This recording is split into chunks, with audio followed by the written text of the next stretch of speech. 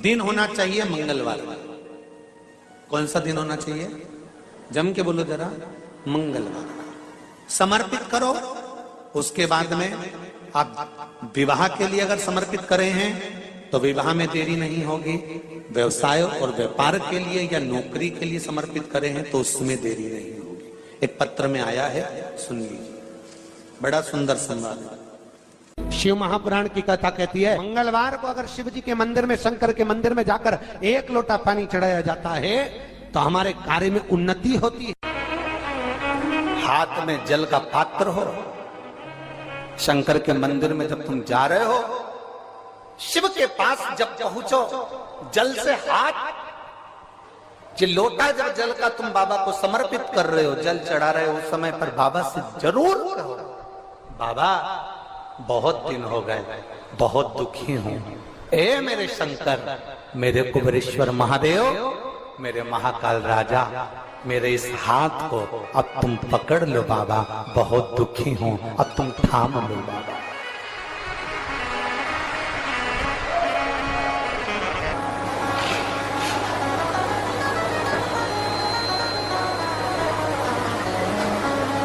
शिव महापुराण की कथा यहां तक कहती है कि यदि आप कोई मंत्र, साधना, व्रत, उपास कुछ भी नहीं जानते तो बेलपत्री के वृक्ष के नीचे एक लोटा जल चढ़ाओ, प्रदोष की प्रदोष एक घी का दीप लगाओ और बेलपत्र के वृक्ष के नीचे की मिट्टी का ही तिलक लगाओ।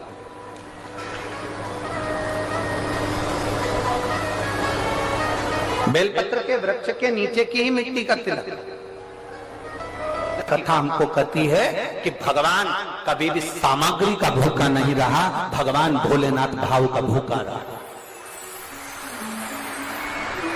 भगवान शंकर को रिझाने के लिए सामग्री की जरूरत नहीं है। कोई चीज तुम पशुपति व्रत करने के लिए गई हो, थोड़ा सामान तुम्हारा घर पर छूट गया, मान लो तुम्हारा कंकु, रोली, मोली, चंदन, हल्दी कुछ घर पर छूट गया, बस एक चीज ना छूटे, जो 6 दिए हैं वो और प्रसाद के 3 हिस्से।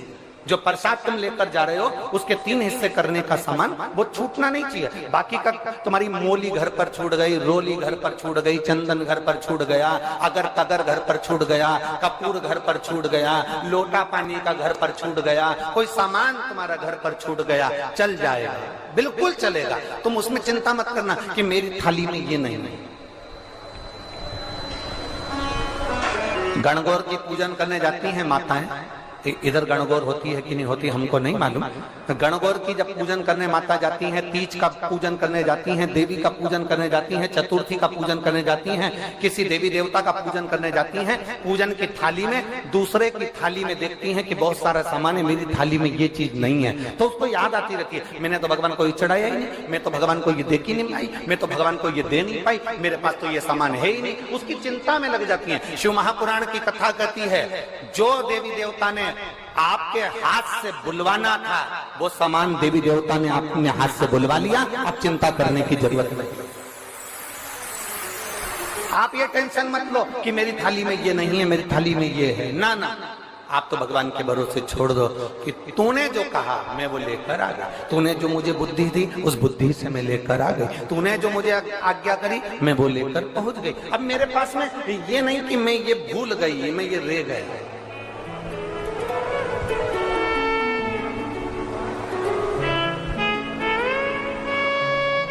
महाराज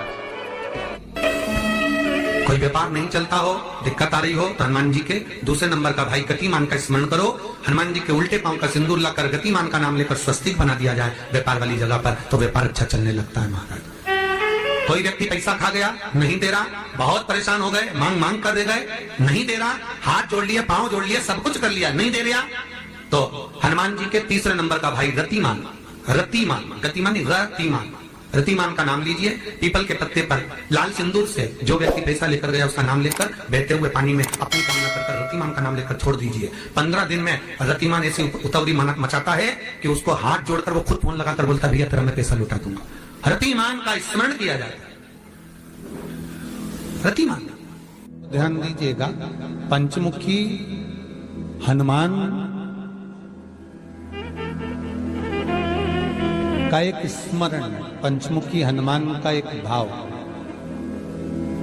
महाराज जैसे बहुत ज्यादा तकलीफ अगर व्यक्ति को हो गई है, बहुत कष्टमय जीवन चल रहा है, हार गए हर जगह से और तकलीफमय जीवन चल रहा है, तो पंचमुखी हनुमान का एक शिव महापुराण का और स्कंद पुराण का एक बड़ा सुंदर मंत्र है। उस मंत्र को आप सब एक बार हमारे साथ में बोलें।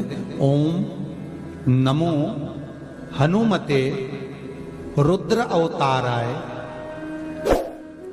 सर्व शत्रु संहारणाय सर्व रोग हराय सर्व वशीकरणाय रामदूताय स्वाहा। बस इस मंत्र को हाथ में काली तिल लेकर, एक जौ लेकर और गूगल लेकर, थोड़ा सा उसमें गाय का घी डालकर, कंडे को या अग्नि को जलाकर इस मंत्र का 11 बार 21 बार जाप कर कर अपनी कामना कर कर छोड़ दीजिए। कैसा भी रोग हो, बीमारी हो, कष्ट हो, दुख हो, तकलीफ हो, 21 दिन के अंदर वो आनंद आना प्रारंभ कर देता है। महाराज इस मंत्र, स्कंद पुराण का, शिव महापुराण का यह मंत्र मूल पंचमुखी हनुमान सुख देंगे। और एक और चीज याद रखिए महाराज, यदि कोई काम के लिए जा रहे हो, कोई व्यापार के लिए जा रहे हो या नौकरी करने के लिए जा रहे हो और लगी नहीं रही, बहुत तकलीफ पा रहे हो, सर्विस ही नहीं लग रही, बहुत कष्टमय हो गया, तो निवेदन करूंगा 5 पीपल के पत्ते पर बेसन के 5 लड्डू घर में बने हुए, गाय के घी के 5 लड्डू रख लो। उस लड्डू के बीचों बीच एक आटे का दिया और उसमें तिल्ली का तेल डालकर इसी मंत्र का प्रयोग कर कर पंचमुखी हनुमान का किसी भी हनुमान के मंदिर में जाकर, दक्षिण मुखी हनुमान के मंदिर में जाकर उसको रख कर आ जाइए। इसके बाद आप उस काम के लिए जाइए, आपका काम सफल हो जाएगा। आपको किसी को नहीं कहना पड़ेगा कि हाथ जोड़ना नहीं पड़ेंगे, किसी के पांव नहीं पड़ना पड़ेंगे, तुरंत काम होगा। बस इस मंत्र का स्मरण कर कर पंचमुखी हनुमान का भूतेश्वर जो मंत्र है वो सुख देने वाला। पूरी दुनिया का कोहिनूर हीरा है संस्कार, हमारी सभ्यता, हमारी वृत्ति। माता पिता कितने अरमान से पढ़ाते लिखाते हैं। 20 वर्ष तक माता पिता पढ़ा लिखा कर बेटे को राम बनाने की चेष्टा करते हैं। कितने वर्ष तक? 20 वर्ष तक। और 20 दिन की कुसंगति बेटे को रावण बना देती है। वो 20 वर्ष पर पानी फिर गया। श्री शिवाय नमस्तुभ्यम, श्री शिवाय नमस्तुभ्यम। जानकारी अच्छी लगी तो प्लीज़ चैनल को लाइक कीजिए, सब्सक्राइब कीजिए। Thank for watching. Thank you.